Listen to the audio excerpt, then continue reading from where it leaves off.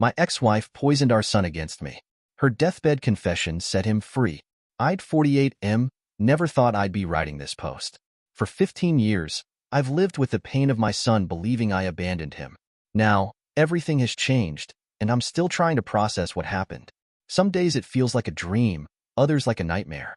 But I need to share this story, if only to help others who might be going through something similar. It started back when my ex-wife and I divorced. Our son was only 7 at the time, just starting 2nd grade and obsessed with dinosaurs and space. He had this way of lighting up any room he entered, always ready with a random fact about velociraptors or black holes. The split wasn't particularly nasty, at least not on the surface.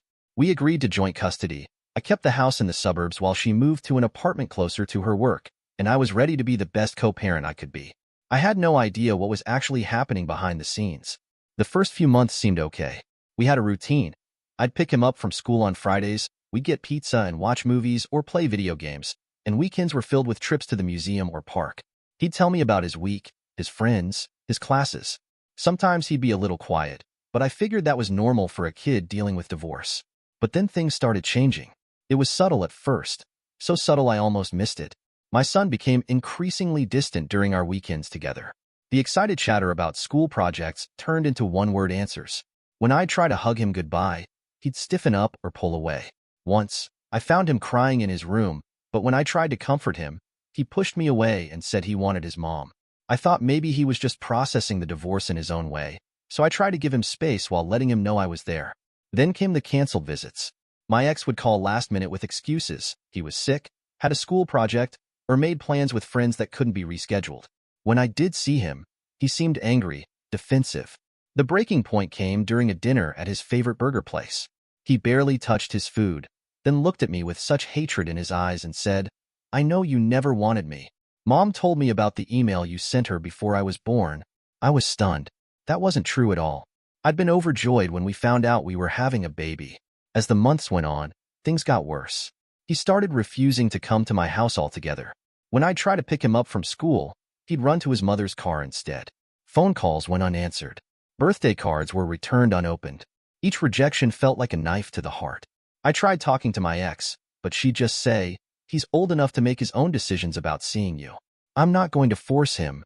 She always said it with this look of concern, like she was the protective mother shielding her child from a monster. I fought it in court, of course. Spent thousands on lawyers and child psychologists. But during the hearing, my son told the judge he was afraid of me. Said I'd told him he ruined my life, that I had a better family now. At 13, the court considered his wishes. The child psychologist suggested giving him space, saying forcing visits might cause more trauma. So I stepped back, though it killed me to do it. I kept sending letters and cards that went unanswered, leaving voicemails that were never returned. Every holiday was a reminder of what I'd lost. The years that followed were a blur of pain and regret. I stayed in the same town, hoping someday he'd want to know the truth. I kept track of his life from a distance, watching his little league games from my car, sitting in the back row at his high school graduation, seeing his college acceptance announcement in the local paper, driving past the office where he got his first job. I never stopped sending birthday and Christmas cards. Never got a response. Every year on his birthday, I'd add photos and updates about my life to a box in my office, hoping someday he'd want to see them. Dating was nearly impossible. How do you explain to someone that your teenage son thinks you're a monster, and you don't even know why? A few relationships started promisingly but ended when they realized the depth of my emotional baggage. My sister tried setting me up, but my heart wasn't in it. All I could think about was my son. Then 3 weeks ago, I got a call from my ex's sister. My ex was in the hospital, terminal cancer. She wanted to see me. I almost didn't go. 15 years of pain made me hesitate. What could she possibly have to say that would make any difference now? But something told me I needed to hear it. Maybe it was closure, maybe it was hope, maybe it was just morbid curiosity. The hospital room was dim when I arrived. The only sound the steady beep of monitors. She was barely conscious, but her eyes focused when I entered the room. What she told me next shattered everything I thought I knew. Between labored breaths, she admitted to systematically poisoning our son against me from the moment we separated. It wasn't just passive comments or subtle manipulation. It was a calculated, years-long campaign to destroy my relationship with my child. She told him I had another family I loved more, even created fake social media profiles and staged photos to prove it. She convinced him I'd said horrible things about him, showing him fabricated emails and texts where I supposedly rejected him. She went as far as intercepting and destroying every letter and card I'd sent, while telling him I never tried to contact him at all. She'd even kept a detailed journal of her lies, using it to keep her story straight and make the deception more believable. When he'd express doubts or missing me, she'd remind him of things I'd done, events that never happened, words I'd never said. She admitted to coaching him before court appearances, telling him what to say to the judge. All those times he'd run from me at school, she told him I was planning to kidnap him. The returned birthday cards? She told him I only sent them to look good to the courts. She cried as she confessed, saying the cancer made her realize the magnitude of what she'd done. The doctors had given her weeks, maybe days, and she couldn't bear to die with this secret. She'd already told our son the truth, she said. That's when I noticed him standing in the doorway behind me, tears streaming down his face. He looked so much like the little boy I'd lost, yet so different. A man now, carrying the weight of a truth that changed everything. The past 3 weeks have been surreal.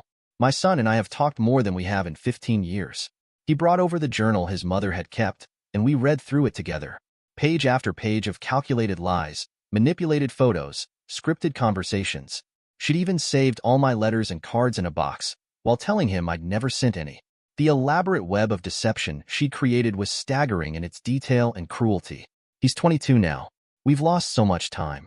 There's anger there. At his mother, at the situation, maybe still a little at me for not somehow breaking through the lies. But there's also hope.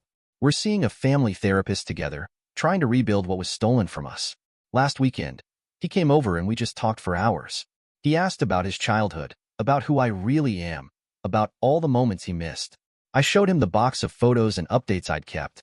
He cried when he saw birthday cards from years ago, realizing they matched the ones his mother had hidden. The healing process is complicated. Sometimes we'll be talking and he'll remember something his mother told him about me, then have to stop and ask if it was real or another lie. There are moments when I see him struggle with guilt over believing her, and I have to remind him that he was just a child, manipulated by someone he trusted completely. We're learning to navigate this new reality together, one conversation at a time. I'm sharing this because I want other parents going through alienation to know. Sometimes the truth does come out. Keep sending those cards. Keep leaving those messages. Keep love in your heart. Document everything, even if it seems hopeless. You never know when things might change. The wall of alienation can come down as suddenly as it went up. My ex passed away 2 days ago. I have complicated feelings about that. Part of me is angry, not just for what she did to me, but for what she did to our son. She robbed him of a father during his formative years, and now she's gone before he can fully process or understand why. Another part of me recognizes that her confession, however late, was an act of love for our son. She could have taken this secret to her grave, but she chose to give him the truth, even knowing it would change how he remembered her. It's strange how life works sometimes. The same event that took his mother from him also gave him his father back. We can't get those 15 years back, but we can make the most of whatever time we have left. Yesterday, he asked if we could start having regular Sunday dinners together.